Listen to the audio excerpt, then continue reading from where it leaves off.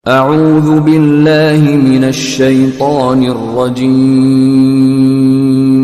بسم الله الرحمن الرحيم. Ketika musibah terjadi, kata beliau, manusia terbagi menjadi dua golongan. Ada yang berkeluh kesah, ada yang sabar. Orang yang berkeluh kesah mendapatkan dua musibah lagi tambahan. Kehilangan yang dicintai, apa yang dia mau, dan juga kehilangan pahala yang besar yang semestinya dia bisa dapatkan karena bersabar. Ia mendapatkan kerugian dan terhalang mendapatkan rahmat. Keimanannya berkurang, kehilangan kesabaran, kehilangan ridho dan syukur, serta ia mendapatkan murka yang menunjukkan kekurangan yang keterlaluan.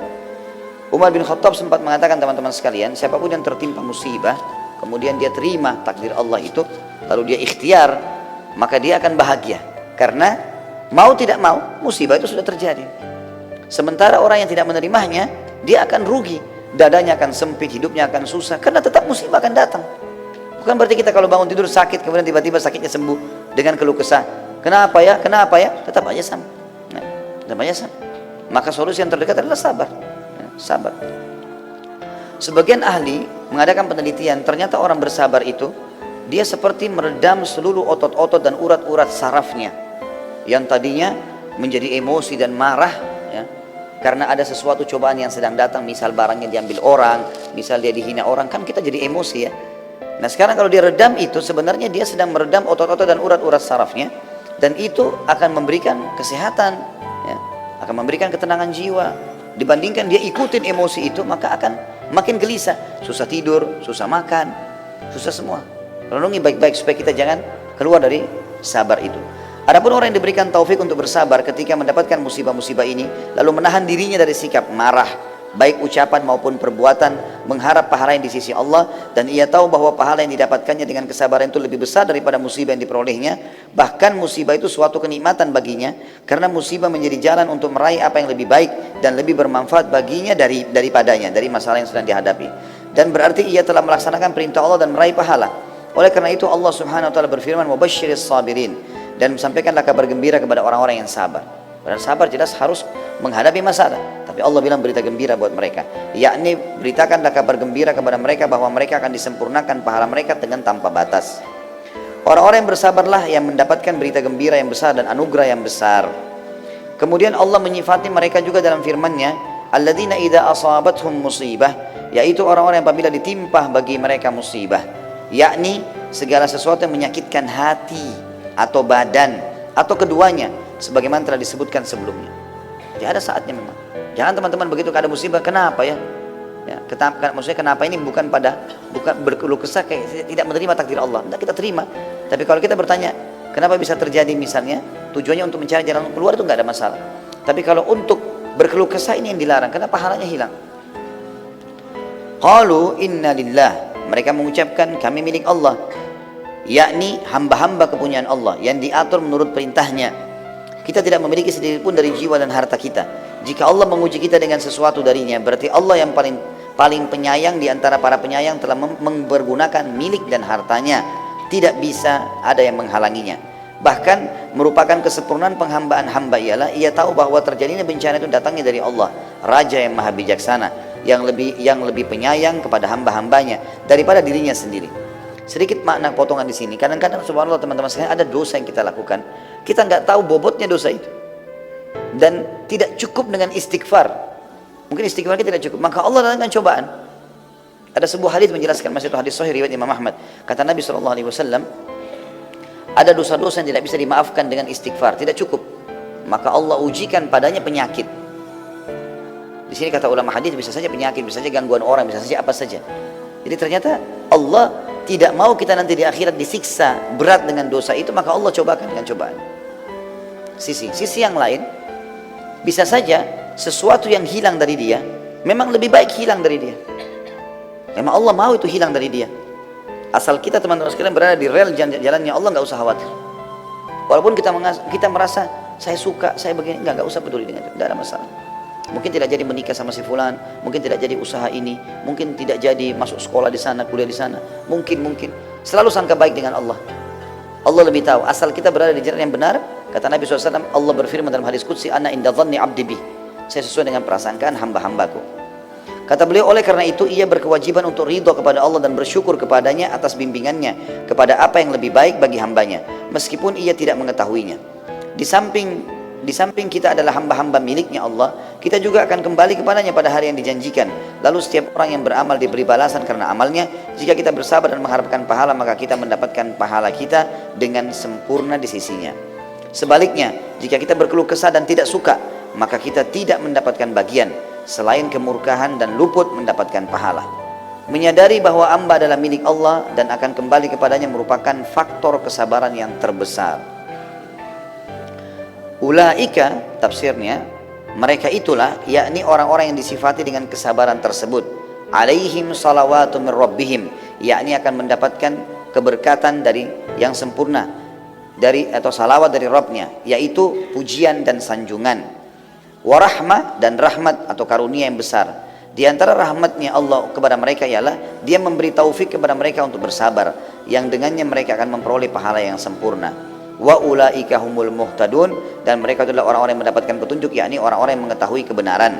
Dalam hal ini mereka mengetahui bahwa mereka adalah milik Allah dan mereka akan kembali kepadanya, serta mereka mengamalkan tuntunannya. Yang dimaksudkan ialah mereka bersabar karena Allah. Ayat ini menunjukkan bahwa siapa yang tidak sabar, maka ia mendapatkan kebalikan dari apa yang didapatkan dari orang-orang yang bersabar. Akibatnya ia akan mendapatkan celaan dari Allah, hukuman, kesesatan, dan kerugian. Betapa besarnya perbedaan di antara dua golongan itu. Betapa kecilnya kepenatan orang-orang yang bersabar, dan betapa besarnya kepenatan orang-orang yang berkeluh kesah. Artinya orang yang sedang ditimpa musibah, orang yang sabar punya penat, tapi tidak sebesar orang yang kalau berkeluh kesah. Karena dia sudah menghadapi masalah, berkeluh kesah lagi, dia jauh lagi dari rahmatnya Allah, jadi banyak sekali kerugiannya. Kedua ayat ini berisikan pemantapan hati dalam menghadapi musibah sebelum terjadi, agar musibah terasa ringan dan mudah ketika musibah terjadi. Menjelaskan apa yang harus dilakukan ketika musibah terjadi, yaitu sabar. Menjelaskan apa yang dapat membantu untuk bersabar, pahala yang diperoleh orang yang bersabar, dan mengetahui keadaan orang-orang yang tidak bersabar dengan kebalikan dari keadaan orang-orang yang sabar. Bencana dan ujian ini adalah sunnatullah yang telah berlalu kepada orang-orang sebelum kita, maka itu pun akan datang kepada kita. Dan Anda tidak mendapati perubahan pada sunnatullah. Juga menjelaskan macam-macam musibah. Umar bin Khattab pernah berkata, alangkah bagusnya dua balasan itu dan betapa baiknya tambahan itu. Maksudnya adalah ulaika alaihim salawatu min rabbihim wa rahmah. Mereka adalah orang yang mendapatkan keberkatan sempurna dan rahmat dari Tuhan mereka. Wa ulaika humul muhtadun, dan mereka adalah orang yang mendapatkan petunjuk. Dan ini adalah tambahan, yaitu sesuatu yang diletakkan di antara dua karung tambahan dalam timbangan. Maksudnya kalaupun ini sudah dapat rahmat, dia sabar, itu sudah solusi terbaik. Tambah lagi dapat salawat dari Allah, Allah akan tambahkan kepada dia pemberian-pemberiannya dan dikasihkan karunia, dan mereka dijanjikan mendapatkan petunjuk. Beberapa hadis menyebutkan sebagian musibah sebagai rahmat. Contoh misal kehilangan anak. Banyak orang mengalami ini. Tentu variasi, ada orang melalui ada musibah yang semua merata kita kena, seperti lapar, haus, dan seterusnya. Ada yang tidak semua orang kena. Ada orang Masya Allah punya anak 10 gak meninggal sama sekali. Tapi ada orang yang musibah kena datangnya, mati anaknya. Ada orang subhanallah 4 kali hamil, 4 kali keguguran. Kuasa Allah. Ada orang buka usaha langsung dapat taufik. Ada orang mungkin buka usaha berapa kali baru dia berhasil, gagal dulu terus. Contoh musibah atau cobaan yang datang teman-teman sekalian, yang sifatnya mungkin tidak umum tapi banyak orang yang mengalaminya, seperti kehilangan anak. Imam Bukhari membuat bab judul khusus, bab fadl man mata lahu waladun fahtasaba, bab keutamaan orang yang mati anaknya lalu ia mengharapkan pahala. Maksudnya dia sabar. Firman Allah, wa basyiril sabirin, dan beritakanlah berita gembira kepada orang-orang yang sabar. Kemudian beliau menyebutkan beberapa hadis, maksudnya Imam Bukhari. Yang pertama adalah Abu Hurairah radhiyallahu anhu meriwayatkan dari Nabi sallallahu alaihi wasallam, beliau bersabda, la yamutu li muslimin thalathatun minal walad fayalijan nar illa tahillatal qasam. Tidaklah seorang muslim mengalami kematian 3 anak lalu ia masuk neraka kecuali hanya sekedar berlalu saja. Ya, maksudnya ini musibah, lahir anak 3 sampai mati sebelum balik. Jadi dalam hadis dipastikan kalaupun dia punya dosa-dosa, tentu di sini selain dosa syirik dan kufur ya, maka Allah dengan kemahamurahannya hanya membuat dia lewat saja di neraka, kemudian dia akan masuk dalam surga. Gitu kan? Muhammad bin Ismail Bukhari juga mencantumkan hadis-hadis menjelaskan firman Allah dalam surah Maryam ayat 71, Wa in minkum illa wariduha, dan tidak ada seorang pun dari kalian melainkan akan mendatangi neraka itu. Maryam 71. Hadis yang beliau angkat, Abu Hurairah radhiyallahu anhu meriwayatkan Rasulullah SAW bersabda kepada kaum wanita Ansar pada saat menafsirkan ayat ini juga, la yamutu li ihdakunna thalathatun minal waladi fatahtasibah illa dakhalatil jannah, faqalat imra'atun minhunna aw ithnaini ya Rasulullah, qala aw ithnain. Tidaklah, kata Nabi SAW ceramah di depan para wanita-wanita muslimah pada saat itu di Madinah dari kaum Ansar, tidaklah salah seorang dari kalian mengalami kematian 3 anak lalu mengharapkan pahala sabar, melainkan pasti masuk surga. Seorang wanita yang hadir sempat bertanya, bagaimana dengan kehilangan 2 anak wahai utusan Allah? Kata Nabi SAW, ya, kehilangan 2 anak juga termasuk. Perawi hadis Abu Hurairah mengatakan, saya yakin kalau ada wanita juga bertanya, bagaimana dengan 1 ya Rasulullah? Maka Rasulullah SAW pun akan mengatakan 1 juga. Hadis selanjutnya diangkat oleh beliau adalah dari Anas radhiyallahu anhu, yang mengatakan Nabi SAW bersabda, ma minan nasi min muslimin yutawaffa lahu thalathatun lam yablughul hinth illa adkhalahu Allahul jannah bifadli rahmatihi iyahum. Tidaklah seorang muslim mengalami kematian 3 anak yang belum mencapai balik, melainkan Allah memasukkannya ke dalam surga dengan karunia atau rahmat kepada mereka. Imam Bukhari pada saat menamakan babnya, bab fadl man mata lahu waladun fahtasaba, bab keutamaan orang yang mengalami kematian anak lalu ia mengharapkan pahala. Az-Zain bin Al-Munir mengatakan, musannif atau pengarang atau Imam Bukhari maksudnya mengungkapkan dengan kata fadl, keutamaan, untuk menghimpun di antara 3 hadis yang berselisih yang telah dikemukakannya. Karena pada hadis yang pertama disebutkan masuk surga, pada hadis yang kedua disebutkan dihalangi dari neraka, dan pada hadis yang ketiga disebutkan pembatasan masuk dengan sekedar berlalu saja di neraka. Maka masing-masing darinya terdapat ketetapan keutamaan bagi siapa saja mengalami hal itu, dan segi komprominya bisa dikatakan masuk surga itu tidak mengharuskan terhalang dari api neraka, disebabkan hajab atau terhalang dari neraka itu sendiri. Terdapat faedah lain, yaitu hal ini mengharuskan juga masuk surga sedari awal. Adapun yang ketiga, maka yang dimaksud dengan al-wuluj, al-wurud ya, atau masuk hanya melintas neraka saja, bagaimana pembahasannya akan disebutkan saat ya, pembicaraan perkataan illa tahillata qasam, kecuali sekedar berlalu. Orang yang melintas di atasnya ada beberapa macam, di antara mereka ada yang tidak mendengar desisan neraka. Mereka ada juga orang-orang yang telah ada untuk mereka tetapkan yang baik dari Allah bagi mereka, sebagaimana disebutkan dalam Al-Quran. Jadi tidak ada kontradiksi ya, antara masuk surga dan terhalang dari neraka. Bukhari juga mengungkapkan dengan perkataannya walad atau anak, karena ini mencakup 1 anak atau lebih. Meskipun bab ini telah dibatasi dengan 3 atau 2 anak, akan tapi pada sebagian jalur riwayat disebutkan juga 1 anak masuk di dalamnya.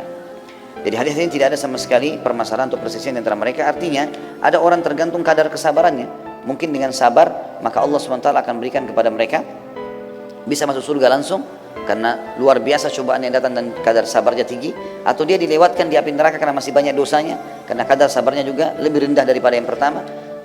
Dan juga ada orang subhanallah yang sudah langsung diselamatkan dari api neraka oleh anak-anaknya tadi atau dalam musibah yang sedang menimpanya tanpa hisab. Kemudian diangkat oleh beliau, dikatakan juga musannif atau Bukhari mengangkat hadis dari Abu Hurairah secara marfu.